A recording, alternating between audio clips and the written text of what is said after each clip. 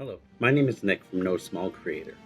We are a collective of individuals from all over the globe. That create content on YouTube.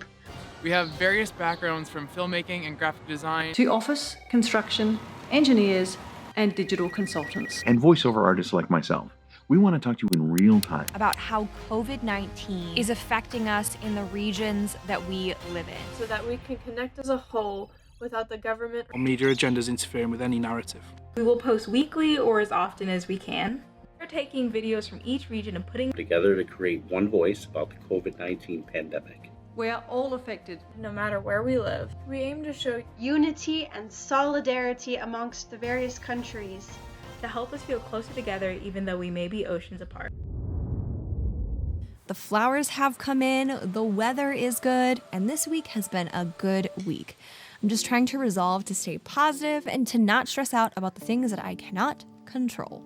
Now, after last week's topic, let's all take a deep breath, exhale, and smile. Because this week we're talking about how we're staying connected to people and what social distancing is doing to our relationships, our friendships, and just our interactions with people. For me, this whole staying connected thing has been oddly providential. My best friend and I have been apart for a very long time. She moved to a different state, and then just this last year, at the end of 2019, they actually moved back, and we were so excited, and we were able to spend a lot of time with each other. And then coronavirus hit. It was a struggle at first. We're like, why? We just were able to get together again. Like, why is this happening now? But now we've looked back at this and said, we were prepared by the distance we were apart from each other. That has set us up to know what to do when we aren't able to be together. Prioritizing phone calls, prioritizing FaceTime chats and Marco Polo and like all of these different amazing pieces of technology to stay connected. But there's so many ways to invest time and to make people feel special. And I think it's really important to be doing that in our community, in our social groups, just prioritizing making people feel special. When I was 3 years old, I said goodbye to my first friend. That's me. After that, the goodbyes just kept coming. Growing up, I feel like even in like movies and TV shows, there's this idea that you are gonna have like your 3 friends that you've known since you were born and you're just best friends your whole life and it's perfect. And so like growing up, I think I really craved that, especially growing up in a community that was never static and people are always leaving and things were always changing.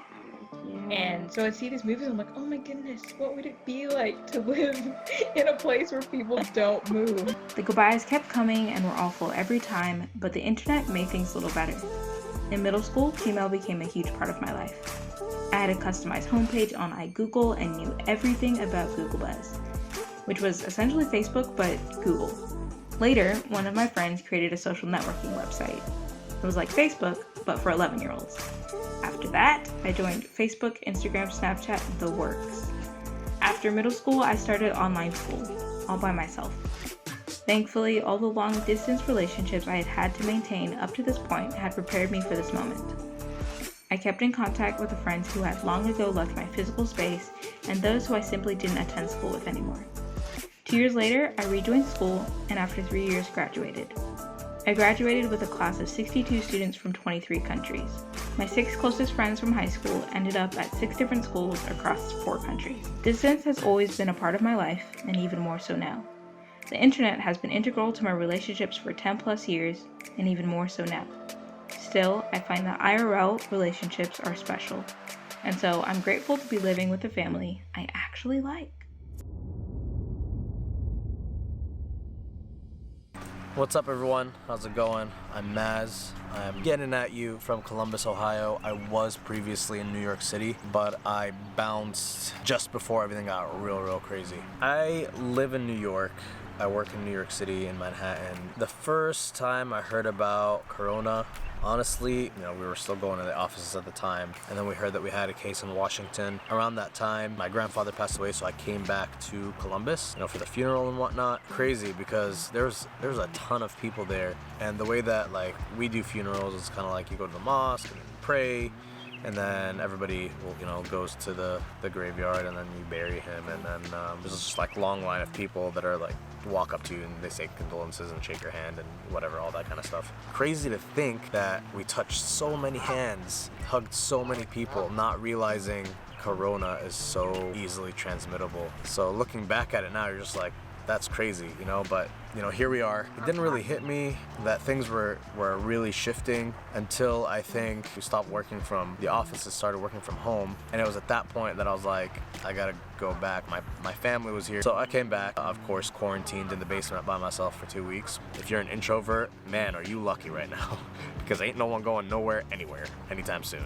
And currently, it's Ramadan, for all those that know what that is. For those of you who don't, Ramadan is basically a month in which Muslims fast between the time when the sun comes up and the time the sun goes down. There's a lot of different reasons for it, like the physiological reasons, there's health benefits to it, the spiritual reasons. It's typically a really good time for everybody, and normally it's a very social time. You communicate with people, you go to the mosque a lot, not just for like prayers, right? Like you go for the prayers, and then there's always like a huge gathering of groups of people inside and outside and just kind of hanging out, and like food and coffee. A lot of times the mosques will have like dinner for like a lot of people, usually people that can't afford to have dinner, but of course everyone is welcome. And it's just like a huge social thing. It's extremely strange for us this year all over the world that we can't do that. We don't have that like social connection that we're normally used to.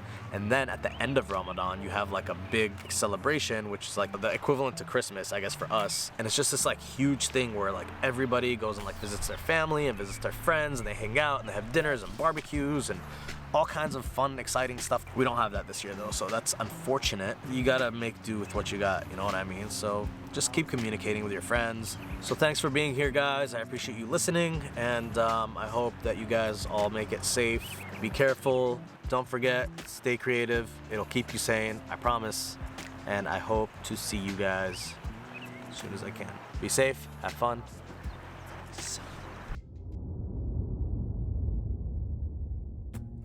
The most creative way that I have been communicating with other people, and more specifically my roommates from college, is by playing Fortnite. Which seems like it's very unlikely why I'd be connecting with others on a gaming platform. All of my friends and I from college, we all have Xboxes, and we all started playing Fortnite because it was a fun thing that we could do together when we were in our dorm rooms, when we had nothing to do, all of our homework was finished, we didn't really want to watch any TV. This was a good way for us to still hang out and play and connect and do something we all enjoyed together. Then when quarantine hit and we all had to go to our homes, each of my roommates and I, we live in a different time zone in the US. We actually make up all 4 time zones in the US. But one thing that we have been able to do together is still play Fortnite together, and we just set up a time and we get to go into the game and we get to play the game with each other. And it's really great because this is something that we can do together live, and we're working together, and it still feels like we're hanging out with each other when we're really just like states apart. So we also get to talk to each other as well, which is great. So we can both hang out and talk to each other at the same time. This has just been a really nice way to stay in contact with my roommates from college that I really miss, but I can still talk to them. Even the very words self-isolation and social distancing are enough to make you feel a bit depressed. I reckon I've been pretty lucky though. I love being in the outdoors, and I always choose to live in places where I have plenty of space to move around. I'm just not an apartment kind of person.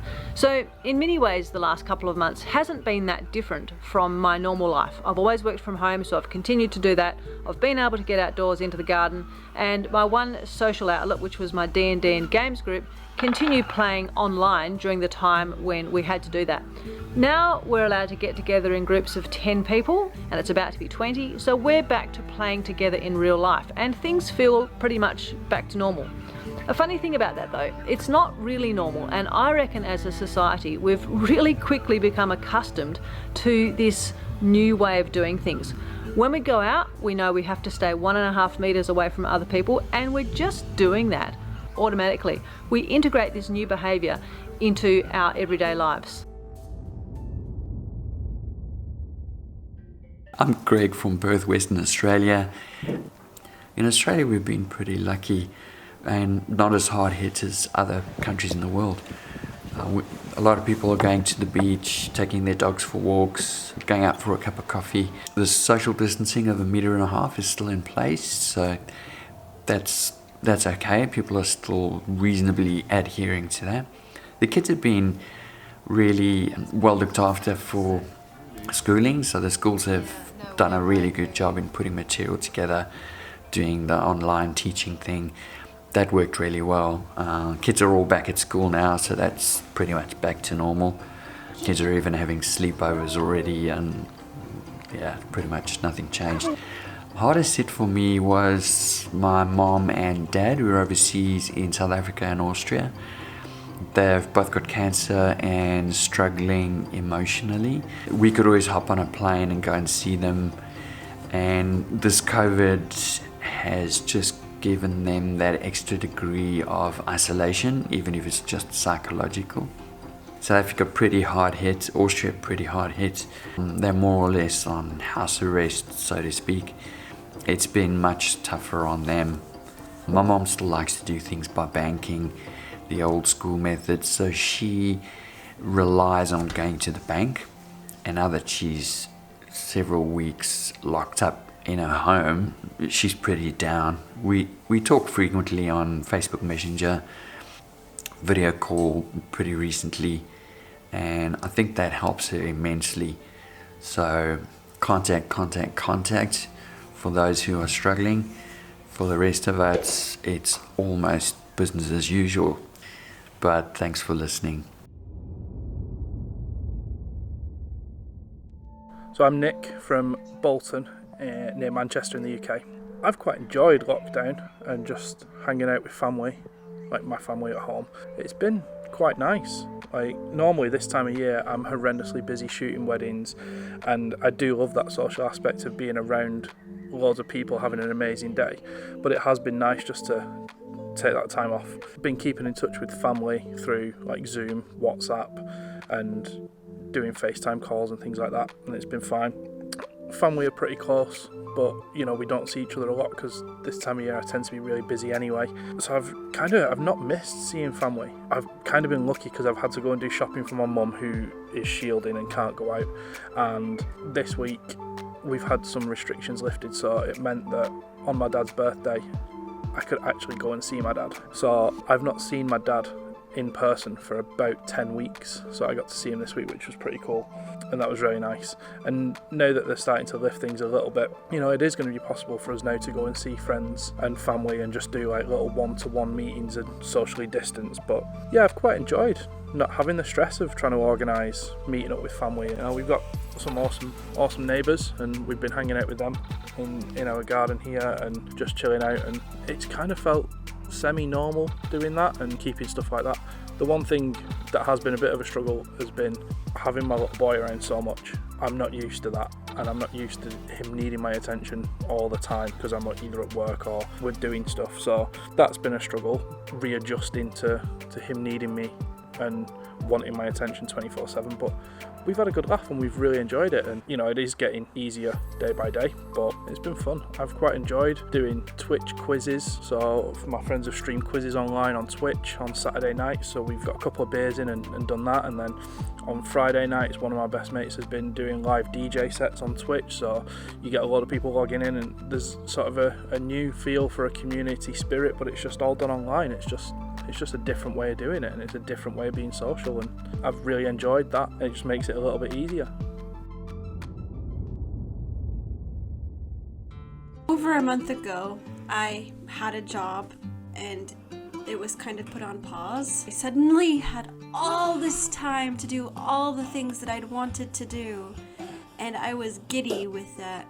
And then I started to just feel kind of weird and lonely and sad. So As the weirdness just kind of started kicking in, I realized I needed to do something. Something for my physical well-being. And a YouTuber friend of mine, Mrs. Space Cadet, did a running a mile for 30 days challenge. So I decided I would try. And before, if anyone had been like, hey Katie, you should run, I would have been like, heh. But I did, and it really, it hurt. It was the challenge, but it gave me something else to focus on. And something to be proud of. As I made it up the stairs home, a lady driving by nodded and gave me a thumbs up. Oh, that feels really good.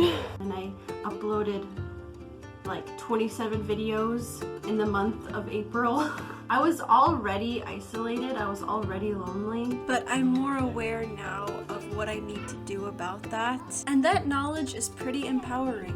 I still get into funks, but I know that I need to exercise, I need to reach out to friends, I need to not let myself sink as low as I know I can sink. But most of all, I need to not let myself feel like a failure when I can't do everything.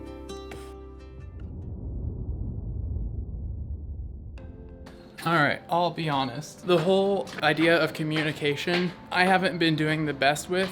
For starters, my friend who lives in the apartment above me is moving this week, and it's just been a really hard week for me. And so I'm trying my best to be happy for him, and I am, but I don't deal with change very well. And so it's been a huge struggle for me this week, knowing that that's going to happen. Balance. The only other things I've been doing are what literally everyone else is doing. Chatting with people over video and audio on Discord, Zoom, Facebook, Messenger, WhatsApp.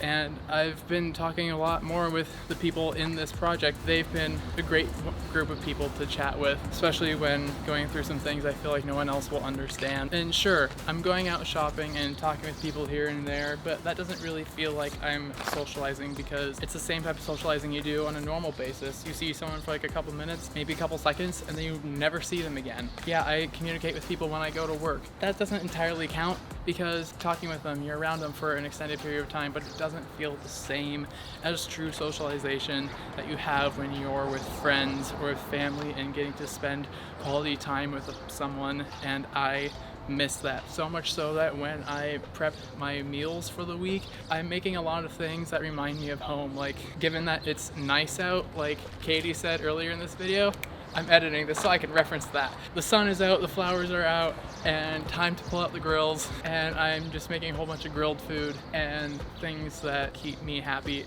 But I'm also calling and texting my parents, hey, how do you make this? How do you steam corn?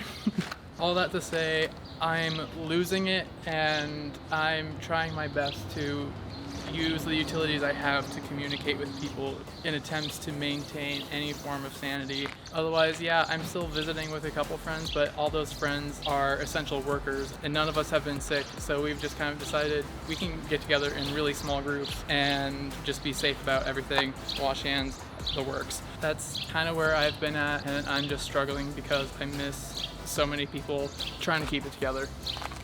All that to say, how have I been dealing with communication? As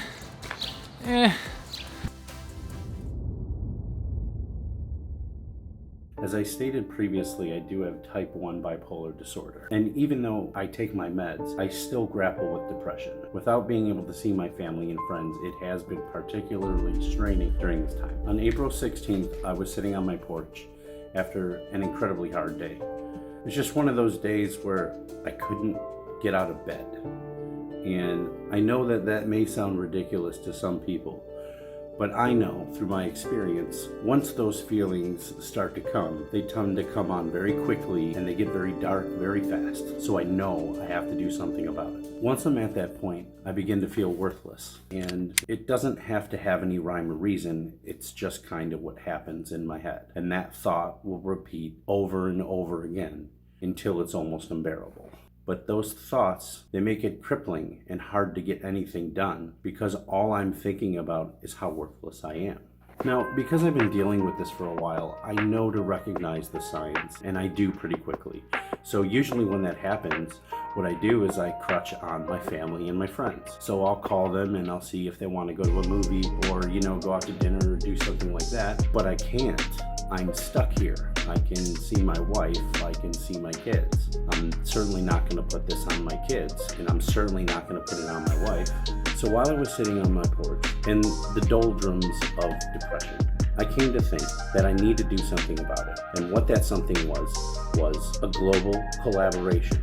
This series is my brainchild because of it. I came up with a project to constantly be in touch with other people to keep me busy.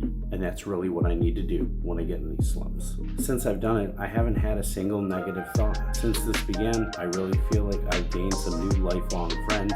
Someday I hope to meet them all in real person. I don't know how likely that is, but it would be really cool. If you or anybody you know is suffering from depression, reach out. Talk to somebody, do something about it. They're probably going to need you in this time. I know I needed people, and I'm very glad to have found them. But there's a lot of people that don't have anyone. So reach out to them, touch their lives.